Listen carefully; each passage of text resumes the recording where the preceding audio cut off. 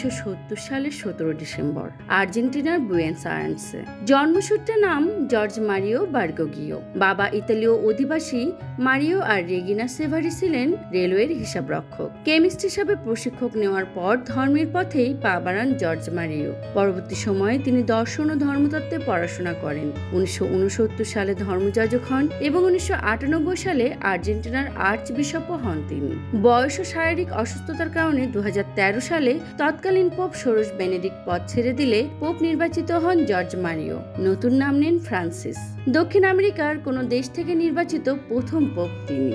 ধর্মযাজকের হাতে যৌন নির্যাতনের শিকার ব্যক্তিদের এবং কানাডার অধিবাসীদের কাছে আনুষ্ঠানিক ক্ষমা চেয়ে তিনি আলোচনার জন্ম দিয়েছিলেন। সমলিঙ্গের যুগলদের আশীর্বাদ করতে রোমান ক্যাথলিক যাজকদের অনুমতিও দিয়েছিলেন এই পোপ। 12 বছর ধরে রোমান ক্যাথলিক চার্চের নেতা হিসাবে দায়িত্ব পালনকালে পোপ ফ্রান্সিস বেশ কয়েকবার হাসপাতালে ভর্তি হয়েছেন।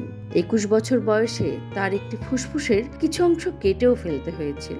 নিউমোনিয়ায় আক্রান্ত পোপ ফ্রান্সিসকে এই বছরের 14 ফেব্রুয়ারি হাসপাতালে ভর্তি করা হয়েছিল। পরে বেশ কয়েকবার তার শারীরিক অবস্থা গুরুতর পর্যায়ে চলে যায়। ভ্যাটিকান জানান, শ্বাস প্রশ্বাস সংক্রান্ত জটিলতার কারণে পোপ ফ্রান্সিসকে ভেন্টিলেশনে রাখা হয়েছিল। কদিন আগে হাসপাতাল থেকে বাড়ি ফেরেন পোপ।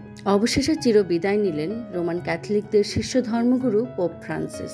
88 বছর বয়সে পোপ আজ সোমবার স্থানীয় সময় সকাল 7:35 ভ্যাটিকানের কাসা সান্তা মার্তার বাসভবনে শেষ নিঃশ্বাস ত্যাগ করেন। পোপ ফ্রান্সিসের মৃত্যুর ঘটনায় শোক জানিয়েছেন বাংলাদেশের প্রধান উপদেষ্টা ডক্টর মোহাম্মদ ইউনূস সহ ফ্রান্স, সুইজারল্যান্ড, ইসরায়েল, নেদারল্যান্ড সহ বিশ্বের বিভিন্ন দেশের নেতারা। ক্যাথলিক খ্রিস্টান, নন ক্যাথলিক খ্রিস্টান ও অন্য ধর্মের মানুষদের মধ্যে ঐক্যের আহ্বান জানিয়েছিলেন এই মহান ধর্মগুরু। বেশ কিছু উদার নীতি ও সংস্কারের জন্য পোপ ফ্রান্সিস চিরস্মরণীয় হয়ে থাকবেন।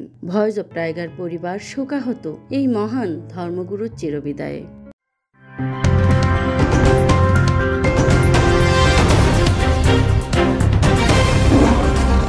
Voice of Tiger.